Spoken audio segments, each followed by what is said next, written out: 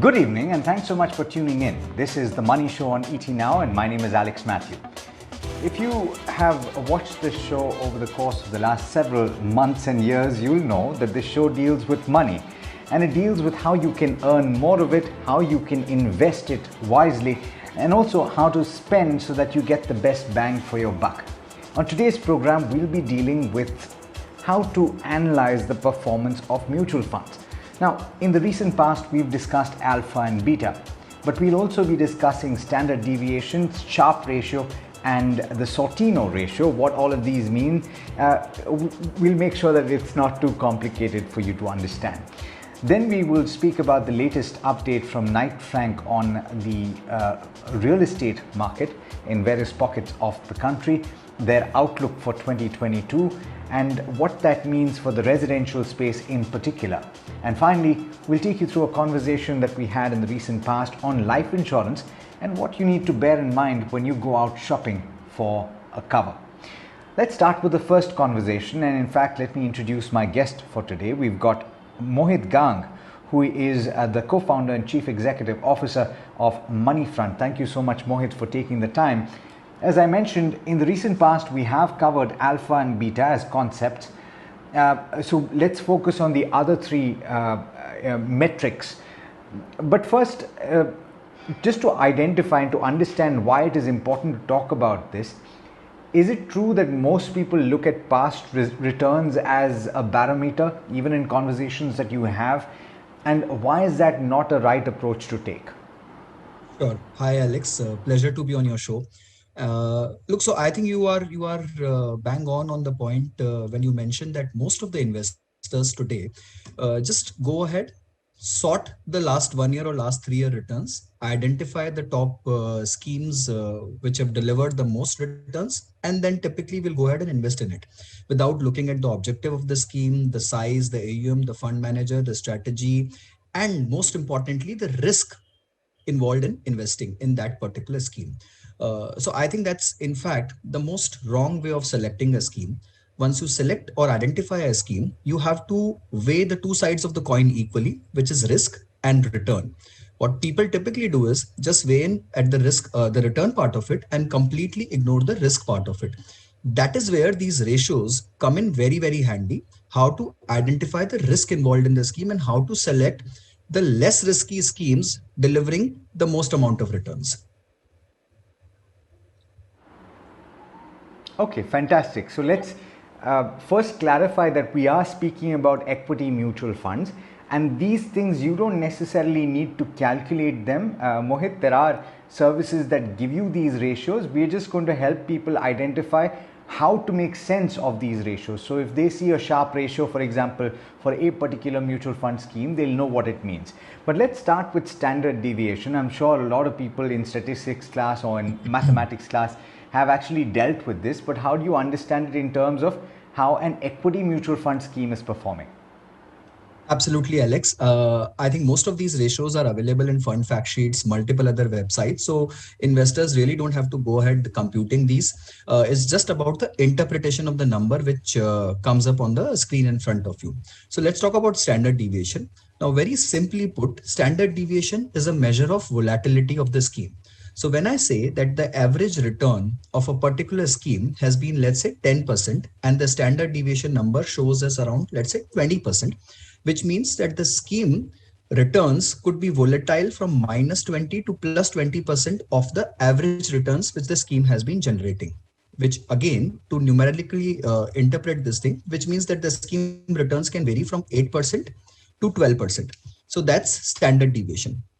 Now it looks very simple, but when you really expand the term and say that what is two standard deviation returns for the scheme, then the return becomes -4 to +4, which means 6% to 14% if the average return is 10.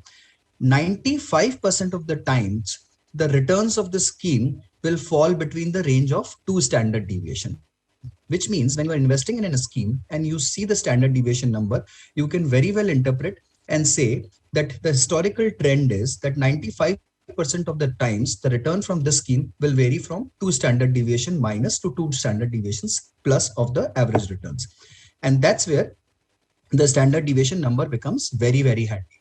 And the most important part here is you have to identify schemes in the same category amongst the same peer group which have lower standard deviation, which means the volatility is higher and the predictability of the returns is higher. Hence, right? So if the schemes, let's say large cap category, you find a scheme with 20% standard deviation and one with 30% standard deviation, the one with 20, if all the other factors remaining same, the one with 20 is a better scheme to invest in because it has lesser volatility. The returns will deviate lesser from the average returns which have been shown historically to you. So that's how you interpret standard deviation.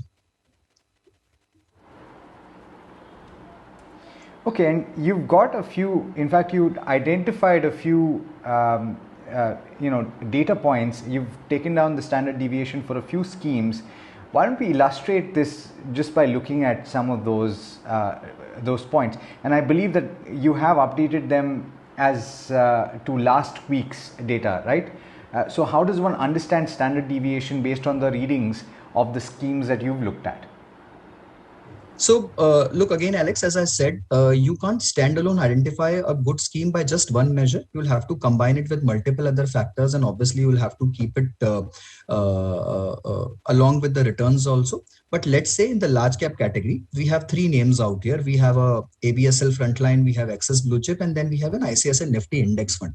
Now, index funds typically will always give you the most average benchmark ratios across all the mathematical ratios. So that should be kept outside the consideration zone. We have just kept it for reference point here. But in this case, let's the index volatility or the index fund volatility is 21%.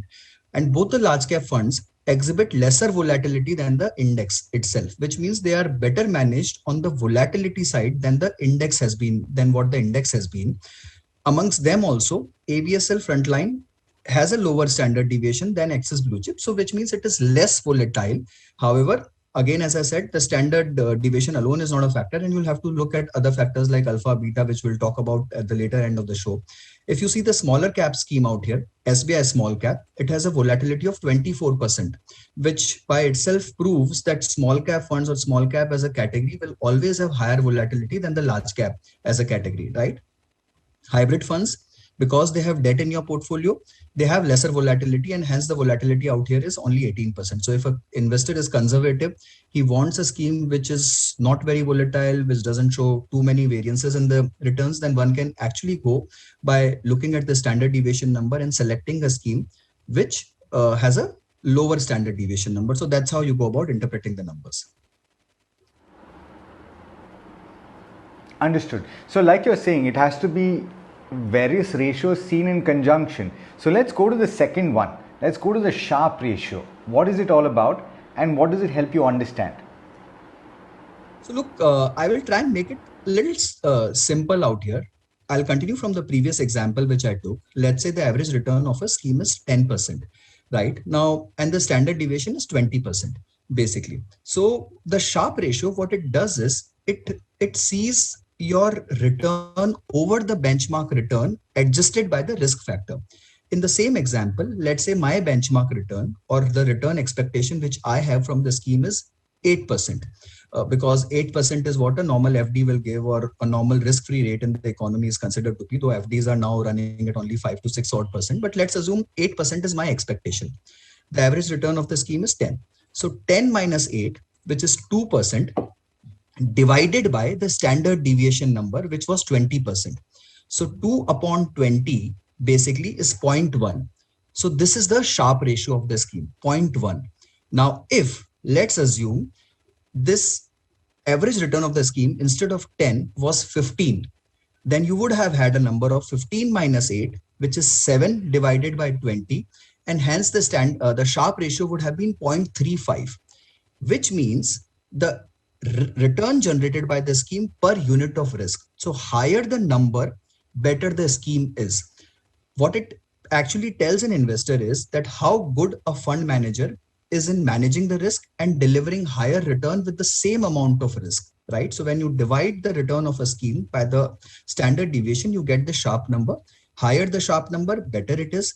A number greater than 0.5 on the Sharpe ratio front is very difficult to find.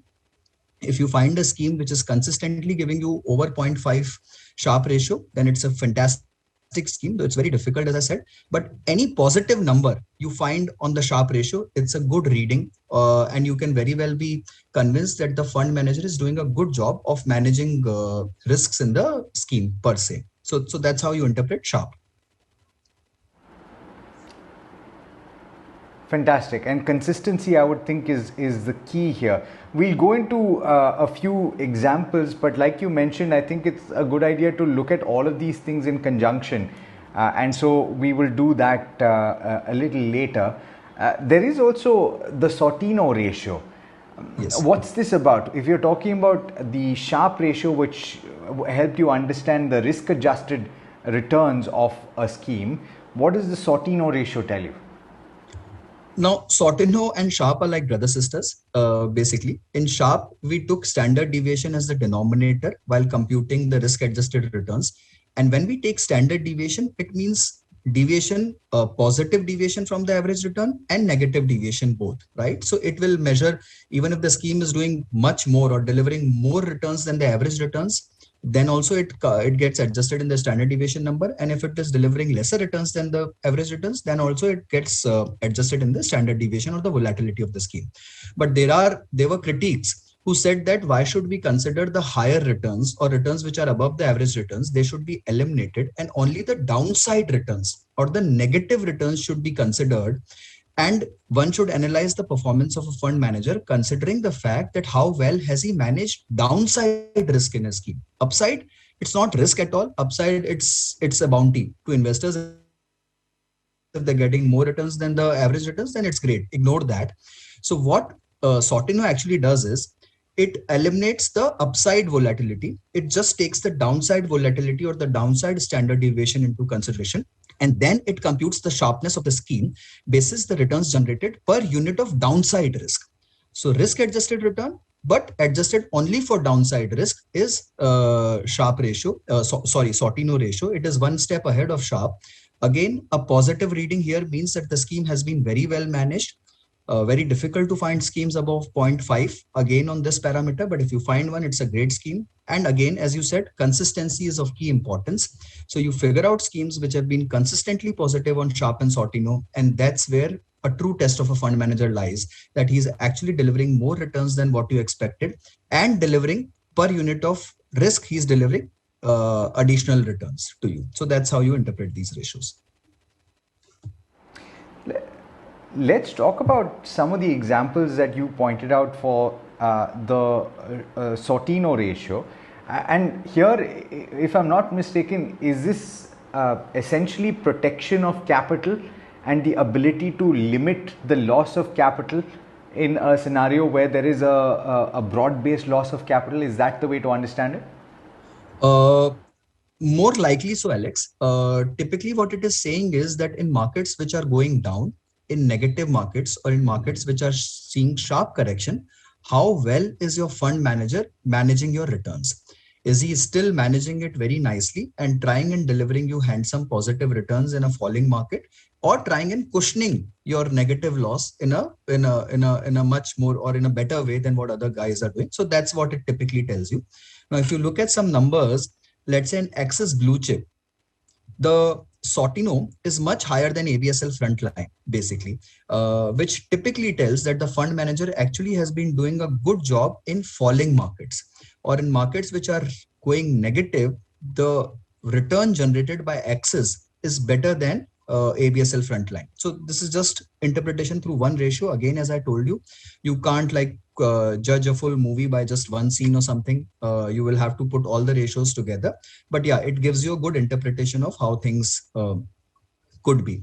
Similarly, in case of, let's say, an Mirai Emerging Blue Chip, or let's say an SBI Small Cap, the ratio is much above 1, which actually shows that even in falling markets, these schemes have been quite good in terms of managing their returns and managing the downside risk of an investor. So that's how you interpret it.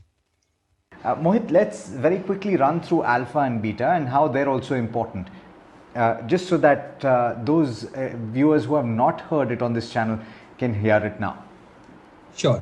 Sure, Alex. I think it's a very often spoken term, which is alpha. Very simply put, alpha is something which is over and above your expectation. So when you go to a restaurant for having dinner, you're expecting something beyond your normal dinner, right? You can have a normal dinner at your home, but when you go to a restaurant or when you go to a professional fund manager alike, you expect him to deliver something over and above the benchmark, which means alpha tells you how well a fund manager has managed your scheme. Is he just delivering benchmark returns? So let's say if the benchmark is Nifty or Sensex, is he just simulating the returns of what Nifty or Sensex has been doing? Or is he actually delivering over and above? The higher the number, the better a scheme is, which means the fund manager is actually doing a great job of delivering you extra returns. So go with the scheme which gives you a higher alpha in the same peer group or in the same category. So that's how you interpret alpha. Okay, and what about beta? This is also something that you need to understand, right? Yeah.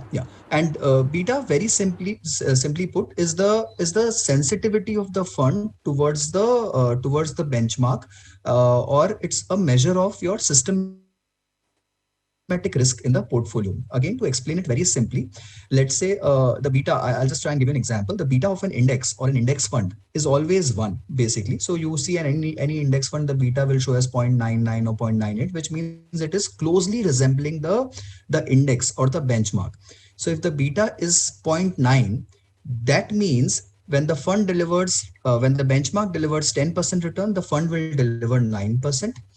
When the benchmark falls by -10, the fund will only fall by -9, right? If the beta is 1.2, that means it is much more sensitive, or the sensitivity is much higher than the benchmark, which shows that when the benchmark delivers 10% return, the fund will deliver 12%. But when the benchmark falls 10%, the fund is also likely to fall 12. So it is likely to deliver on both sides, upside and downside, extreme results than the benchmark. So beta in effect measures the sensitivity or the direction in which the scheme can actually deviate from the benchmark. So it is again a measure of volatility, but it is more a directional measure. So if I were to just summarize everything, Alex, alpha is excess return generated over the benchmark. Beta is like sensitivity towards the benchmark. Standard deviation is the measure of volatility. And Sharpe and Sortino are measures of risk adjusted volatility. And Sortino is downside risk adjusted returns, basically. So that's how you kind of interpret all the ratios. So in the list of funds or funds, mutual fund schemes that you've looked at, which of them, for example, would stand out in terms of the ratios that you've just pointed out? So look, again, it is not a exhaustive list which we have prepared. We have this was more for a representation purpose, that we selected schemes out of each category and showed to various investors. Now each investors can have a different risk persona, but let's say if you're just taking an example of a large cap category, Axis Blue Chip actually demonstrates that they generate higher alpha.